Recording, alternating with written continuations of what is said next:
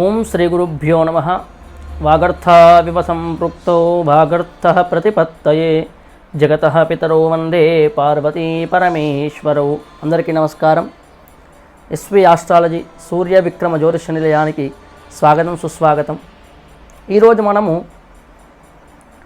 కర్మ ఫలితాన్ని అనుభవించక తప్పదా అనే విషయాన్ని తెలుసుకుందాం.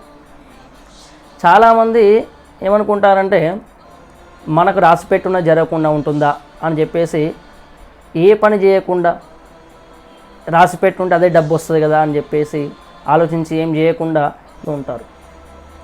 కానీ ఎప్పుడైనా గుర్తుంచుకోండి, కర్మ ఫలితము మనకు రాసిపెట్టున జరగకుండా ఆగదు.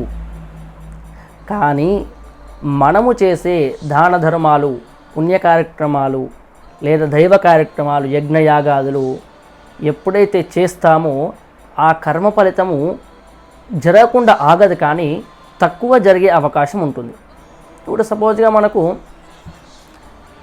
బైక్ మీద వెళ్ళగా కింద పడిపోయి చేతో కాలో ఇరగచ్చు అనే మన రాతలో ఉందనుకోండి, మనము చేసే దైవ కార్యక్రమాలు, దాన ధర్మాలతో బైక్ మీదకి వెళ్ళి కింద పడినా కూడా మనకు ఏమి ఇరగకుండా చిన్నగా దెబ్బలు తగిలి పోతుంది.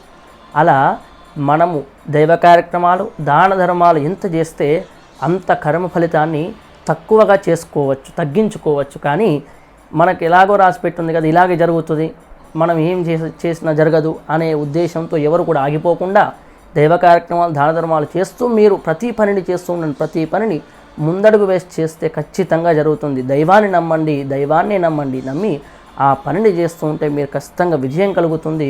ఎవరు కూడా నిరాశ చెంది ఏ పనిని కూడా ఆగి మీరు అలాగే ఉండిపోకుండా అన్నిట్లో కూడా ముందు స్థానానికి వెళ్ళాలి. ఆ దైవాన్ని నమ్మి దైవ కార్యక్రమాలు చేసి దాన ధర్మాలు ఎక్కువ చేయాలండి. కన్నా దాన ధర్మాలు ఇంకా ఎక్కువ చేస్తే ఇంకా ఫలితాన్ని ఎక్కువ పొందొచ్చు. ఆ విధంగా కర్మ ఫలితాన్ని తప్పించడం ఎవరి వల్ల కాదు, కానీ తక్కువ చేయడం ఖచ్చితంగా జరుగుతుంది. కాబట్టి దైవాన్ని నమ్మి దాన ధర్మాలు చేసి మీ కర్మ ఫలితాన్ని ఖచ్చితంగా తగ్గించుకునే మార్గాన్ని ఎంచుకోండి. ఓం శ్రీ గురుభ్యో నమః.